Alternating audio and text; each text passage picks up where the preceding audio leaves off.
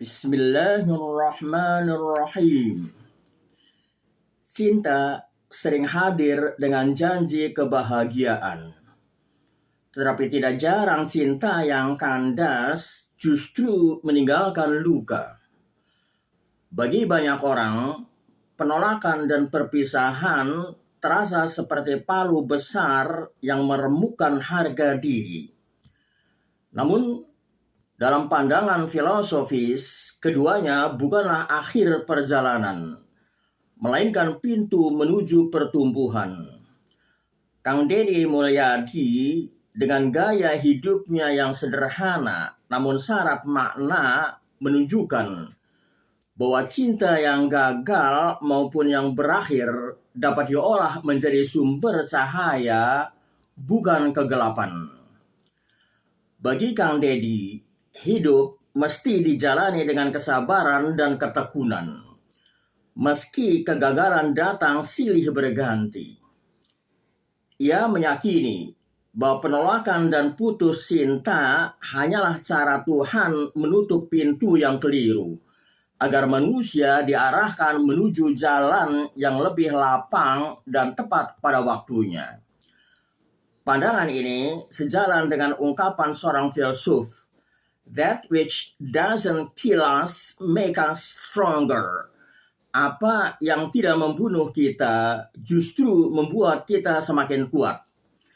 Dengan demikian, penolakan dan perpisahan bukanlah tembok penghalang, melainkan bahan bakar yang menyalakan api ketangguhan. Namun, cinta tidak hanya soal penerimaan antar individu. Dalam tradisi Islam, cinta juga merupakan jalan spiritual. Imam Al-Ghazali menulis, "Al-mahabbatu la tatimmu illa bil muwafaqati wa ta'ati." Cinta tidak akan sempurna kecuali dengan kesesuaian dan ketaatan. Jika cinta manusia berulang kali ditolak, mungkin itu adalah panggilan untuk memperdalam cinta kepada Allah, yaitu cinta yang tidak pernah menolak, tidak pernah mengkhianati, dan selalu menerima manusia dalam segala kekurangannya. Seorang filsuf Stoik Romawi pernah menulis dalam Meditation, "You have power over your mind, not outside event. Realize this and you will find strength." Engkau memiliki kekuatan atas pikiranmu, bukan atas peristiwa di luar dirimu. Sadarilah ini, dan engkau akan menemukan kekuatan. Kata-kata ini mengajarkan bahwa kita tidak bisa mengendalikan perasaan orang lain, tetapi kita bisa mengendalikan cara kita merespon penolakan dan perpisahan. Alih-alih terjebak dalam kesedihan, penolakan dan perpisahan dapat menjadi ruang untuk mengenal diri sendiri, memperkuat karakter, dan menata kembali arah hidup.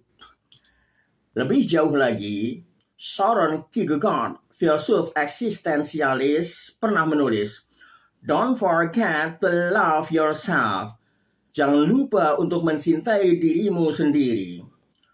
Penolakan dan putus cinta dalam kerangka ini bukanlah bukti bahwa kita tidak pantas dicintai, melainkan kesempatan untuk menemukan kembali cinta kepada diri sendiri.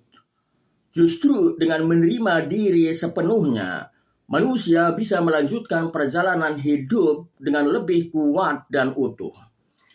Erich Fromm, seorang filsuf dan psikoanalisis humanis, dalam bukunya The Art of Loving menyatakan, "Immature love says, I love you because I need you. Mature love says, I need you because I love you." Cinta yang belum matang berkata, "Aku mencintaimu karena aku membutuhkanmu." Cinta yang matang berkata, "Aku membutuhkanmu karena aku mencintaimu." Dengan perspektif ini, penolakan dan putus cinta dapat dimaknai sebagai jalan menuju pemahaman yang lebih matang bahwa cinta sejati tidak bersumber dari ketergantungan, melainkan dari keluasan hati untuk memberi tanpa syarat. Bagi Kang Deddy Mulyadi, orang yang benar-benar kuat tidak sibuk mencari panggung, apalagi memaksakan cinta. Ia tumbuh diam-diam, memberi manfaat dan bersinar pada waktunya, seperti pohon yang berbuah meski dilempari batu, atau sungai yang terus mengalir meski jalannya dihalangi. Manusia yang ikhlas akan menemukan jalan untuk tetap memberi kehidupan.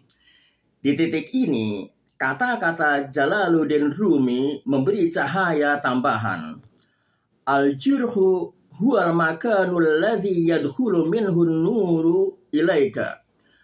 Luka adalah tempat di mana cahaya masuk ke dalam dirimu. Rumi mengajarkan bahwa luka bukanlah kutukan, melainkan ruang terbuka tempat rahmat ilahi menyelinap masuk. Dengan perspektif ini, penolakan dan putus cinta dapat dilihat bukan sebagai kehancuran, tetapi sebagai kesempatan untuk disinari oleh cahaya kebijaksanaan yang lebih dalam. Penolakan dan putus cinta, betapapun menyakitkan, sesungguhnya adalah latihan batin. Ia mengajarkan bahwa nilai diri tidak ditentukan oleh seberapa sering kita diterima, melainkan seberapa dalam kita berakar pada keikhlasan dan seberapa luas kita memberi manfaat. Dan ketika waktunya tiba, orang yang pernah ditolak atau ditinggalkan akan bersinar lebih terang, bukan karena ia haus pengakuan, melainkan karena ia telah ditempa oleh luka yang membuatnya lebih bijak dan lebih kokoh. Pada akhirnya, refleksi ini memberi harapan. Jangan biarkan penolakan dan perpisahan mengurung kita dalam kesedihan. Jadikan ia sebagai energi untuk berkembang.